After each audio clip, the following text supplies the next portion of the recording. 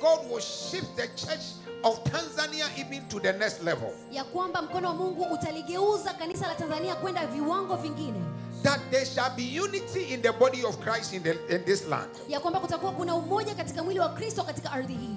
That it shall not be normal church, that anybody that find themselves in a church shall receive total transformation and divine visitation. Ya kwamba yoyote atakayejikuta yupo kanisani atapata mgeuko mkubwa wa maisha yake. I want you to have a burden in the next 5 minutes for this land.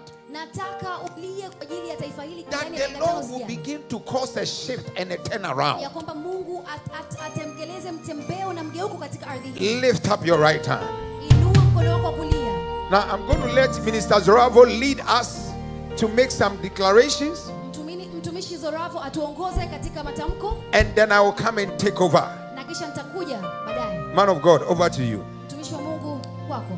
Huku umeinua mkono wako mmoja juu. As you're lifting your right hand up. Kwa unyenyekevu kabisa. With all humbleness.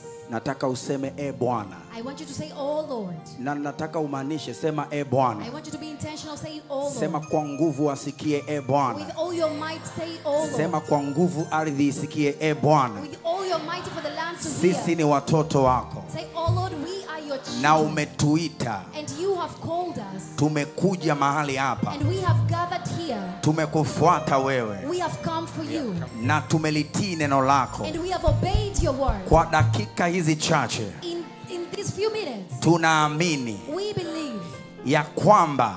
That. Sauti zetu. Our voices. Hatuzitoi bure. And not in vain. Na kwa sahi Bwana. And in this hour, oh Lord. Tunatamka. We decree. Katika jina la Yesu. In the name of Jesus. Ya kwamba ardhi ya Tanzania. That Tanzania's land. Iko salama. Is safe.